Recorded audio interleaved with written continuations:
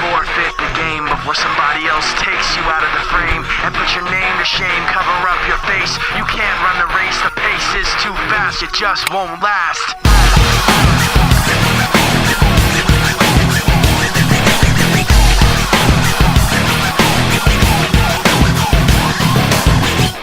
You love the way I look at you.